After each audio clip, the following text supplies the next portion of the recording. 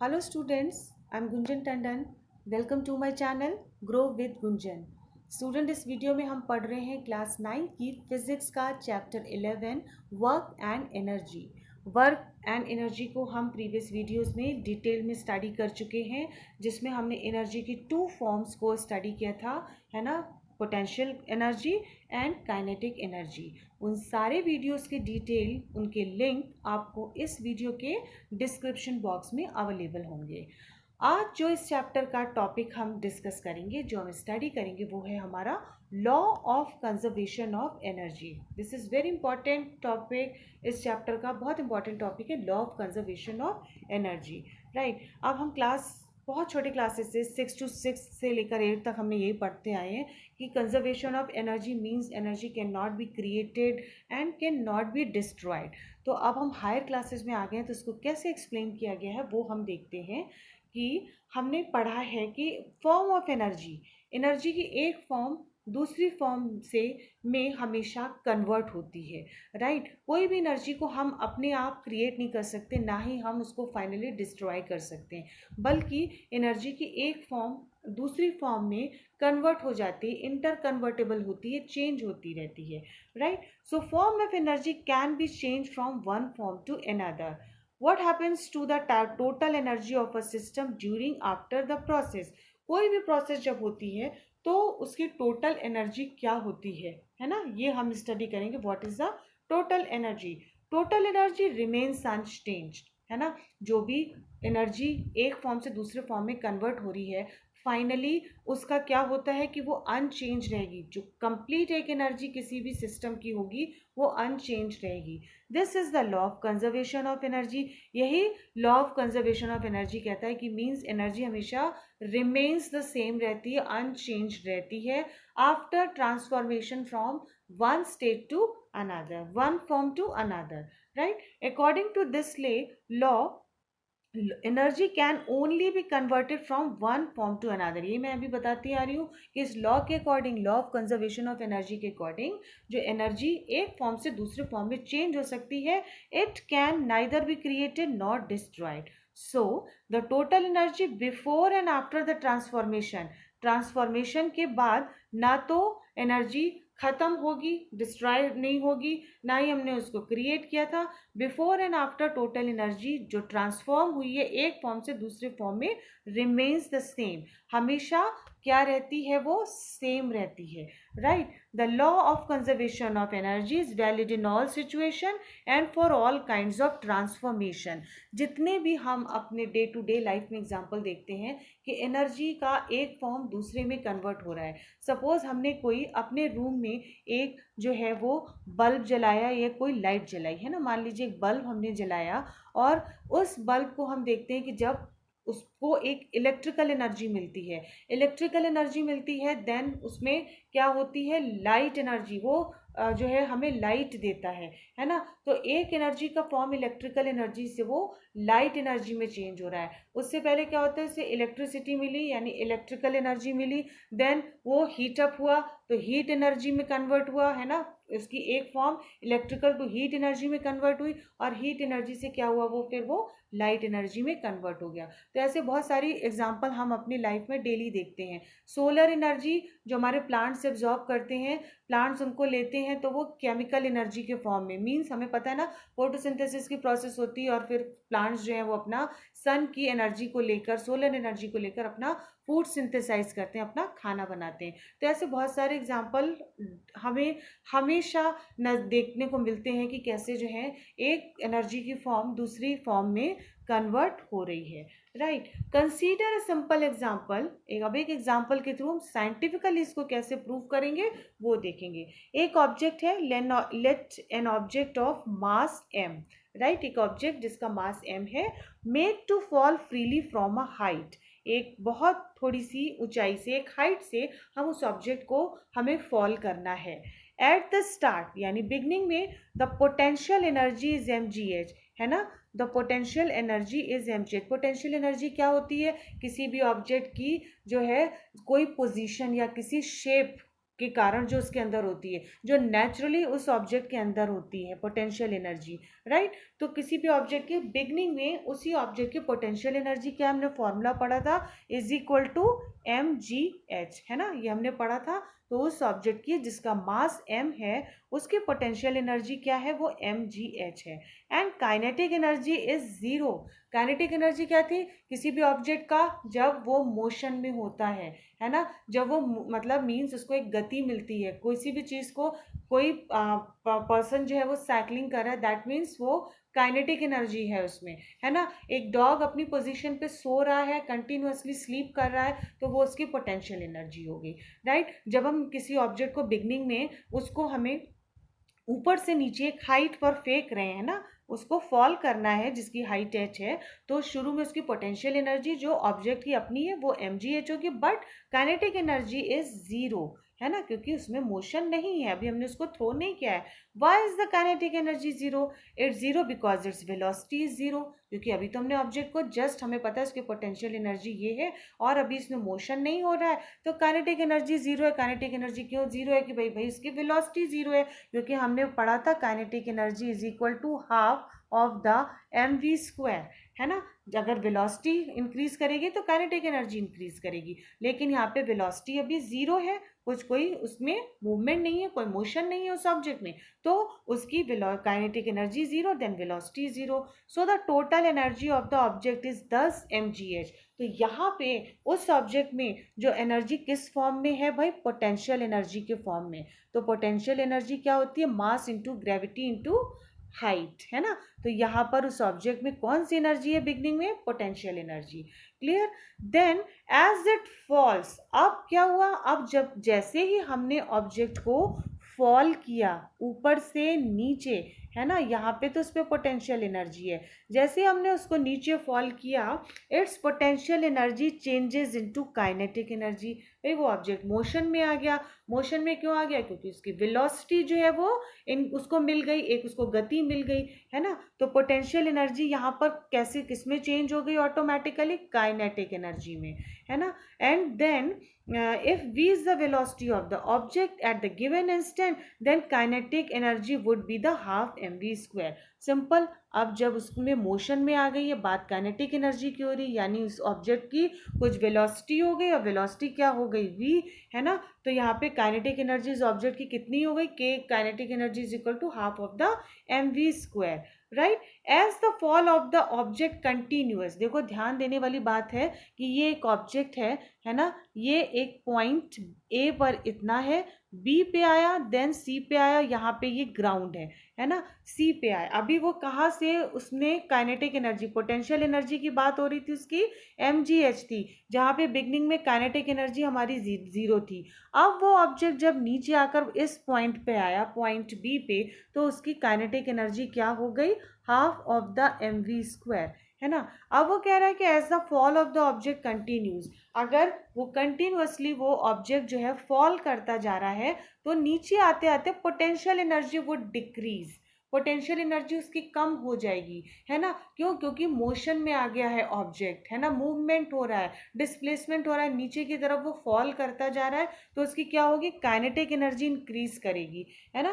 Kinetic energy बढ़ती जा रही, क्यों, क्योंकि भाई वो स्पीड बढ़ती जा रही, वेलोसिटी बढ़ती जा रही है उसकी, जहाँ पे पोटेंशियल एनर्जी जो है उसकी कम होती जाएगी और काइनेटिक एनर्जी बढ़ती जाएगी, right. When the object is about to reach the ground, और जैसे ही वो ग्राउंड पे आ जाएगा, है ना, वो ऑब्जेक्ट ग्राउंड पे आ जाएगा, उसकी हाइट जीरो हो जाएगी, फिर तो हाइट का मतलब ही नहीं है, now it is on the ground and we will be the highest, यानी पूरी वेलोसिटी, पूरी स्पीड के साथ जो है वो नीचे आके गिरेगा, है ना। Therefore the kinetic energy would be the largest and the potential energy at the least. यहाँ पर जब हायर वेलोसिटी के साथ ऑब्जेक्ट नीचे गिरेगा, तो उसकी काइनेटिक एनर्जी क्या होगी, वो मैक्सिमम होगी, है ना, और पोटेंशियल एनर्जी क्या होगी, वो ऑलमोस्ट जीरो भी हम कह सकते हैं, या फिर बिल्कुल कम हो जाएगी, वेरी लीस्ट, है ना, बहुत कम हो जाएगी।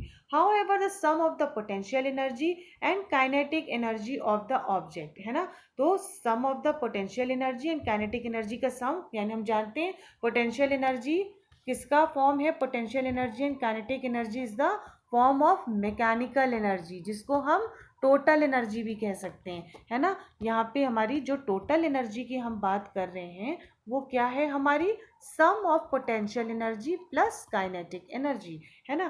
तो जिसको हम मैकेनिकल एनर्जी कहते हैं। Is the and the object would be the same at all points, है ना। तो जो उसकी टोटल एनर्जी है जो निकल के आ रही है वो सेम रहेगी हर पॉइंट पे, जिस जिस पॉइंट से होता हुआ वो, मान लीजिए A to B, B to C, C to D, D उसका लास्ट पॉइंट है, लेकिन हर पॉइंट पर टोटल एनर्जी सेम होगी, राइट। पोटेंशियल एनर्जी कम होती जाएगी, काइनेटिक एनर्जी बढ़ती जाएगी, दैट इज द मैटर, लेकिन ओवरऑल जो एनर्जी है वो उसकी रिमेन्स अनचेंज्ड रहेगी हर पॉइंट पे। So that is the potential energy plus kinetic energy is equal to constant, या फिर हम कह सकते हैं mgh plus half of the mv square is equal to constant. यहाँ पर हम कह सकते हैं constant means total energy, right. तो अब देखो, the sum of the kinetic energy and potential energy of an object is its total mechanical energy. यही तो मैं कह रही थी, मैकेनिकल एनर्जी की तो दो फॉर्म्स है हमारी, potential energy and kinetic energy. जब टोटल एनर्जी हम कांस्टेंट होने की बात करें तो यानी हम we are talking about mechanical energy. We find that during the free fall of the object decrease in potential energy at any point its path appear as an equal to the amount of increase in its kinetic energy। यानी जितनी potential energy decrease होती जा रही है वो equal होगी kinetic energy के increment पे। जितनी काइनेटिक एनर्जी बढ़ती जा रही है पोटेंशियल एनर्जी उतनी डिक्रीज हो जा रही है, but they are equal at all the point. Here the effect of air resistance को जो हमने बताया था ना कि एयर में जो रेजिस्टेंस होती है ऊपर से गिरने वाली हर चीज को वो भी रोकती है, एक फ्रिक्शन होता है, यहाँ पर उसको जो है इग्नोर किया गया है ना। There is thus a continual transformation of gravitational potential energy and क्या चीज, काइनेटिक एनर्जी, है ना। ग्रेविटेशनल पोटेंशियल एनर्जी यानी भी ऊपर से कोई चीज आ रही है नीचे की तरफ तो क्या हो रहा है, ग्रेविटी भी तो लग रही है, वो भी तो उसको अपनी तरफ खींच रही है। तो ग्रेविटेशनल पोटेंशियल एनर्जी का कन्वर्जन किस में होता जा रहा है, काइनेटिक एनर्जी में, है ना। ठीक है, convert transformation of gravitational potential energy into kinetic energy. ऊपर से गिरने वाली हर चीज को जो है ग्रेविटी, एक ग्रेविटेशनल फोर्स लगता है जिसको हम कहते हैं ग्रेविटेशनल पोटेंशियल एनर्जी, वो भी उस ऑब्जेक्ट को अपनी तरफ खींच रही है। साथ में काइनेटिक एनर्जी भी उस ऑब्जेक्ट पर लगी हुई है जिसकी वजह से वो मोशन में है, नीचे आती जा रही है ना भाई। हमने भी कोई वर्क किया है, उसके ऊपर फोर्स लगाकर उसको थ्रो किया है ना। ये सारी चीजें हम वर्क एंड एनर्जी को बहुत अच्छे से को रिलेट करके जब हमने काइनेटिक एनर्जी पढ़ा था तो सारी चीजें हमने क्लियर की थी। ठीक है, तो यहाँ पे किस चीज का ट्रांसफॉर्मेशन हो रहा है, gravitational potential energy into kinetic energy. अब ये एक इमेज के थ्रू हम इसे और क्लियर कर लेते हैं। मान लो ये एक ऑब्जेक्ट है ना, एक ऑब्जेक्ट पॉइंट ए पर है, ठीक है। उसको अभी वो पॉइंट ए पर है तो उसकी पोटेंशियल एनर्जी क्या हो गई, P is equal to mgh। कैसे, उस ऑब्जेक्ट का मास m हो गया, g ग्रेविटी हो गई, h हाइट से उसको देखो ऊपर से नीचे, है ना, ऊपर से नीचे जो है वो थ्रो किया जा रहा है। ठीक है, देन अब यहाँ पे काइनेटिक एनर्जी जीरो है because object is not in the motion, velocity zero है, राइट। अब जब उसने जो है ऊपर से नीचे फॉल होना स्टार्ट किया, है ना, नीचे इस पॉइंट बी पर जब वो आया तो उसकी पोटेंशियल एनर्जी जो थी वो डिक्रीज करी, ये बात हम समझ गए। लेकिन फर्स्ट पॉइंट पे देखो, अगर हम टोटल एनर्जी की बात करें तो energy, total energy is equal to potential energy plus kinetic energy.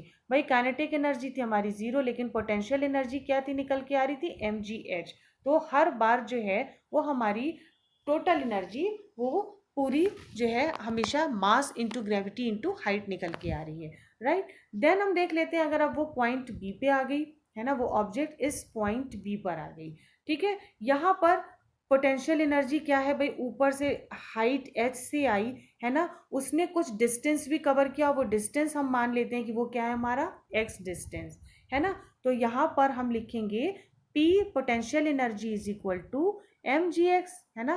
Potential energy तो हमारी ये हो गई, लेकिन काइनेटिक एनर्जी को हम क्या लेंगे, mg into H minus x. क्यों, क्योंकि अब वो मोशन में आ रहा है, उसने डिस्टेंस कवर की है, डिस्प्लेसमेंट हुआ है, और वो डिस्प्लेसमेंट या डिस्टेंस को हम एक्स मान लेते हैं, राइट। अब यहाँ पे देखो हमारा क्या हुआ, ये हो गया। अगर हम इसको बाहर निकाल लें, इसको मल्टीप्लाई करके निकाल लें, P E is equal to M G X, और काइनेटिक एनर्जी क्या हो गई हमारी, M G H minus X. या हम इसको ऐसे भी लिख सकते हैं mgx माइनस mgh, है ना। तो mgx और mgx हमारे जो थे वो क्या हो गए, कैंसिल हो गए।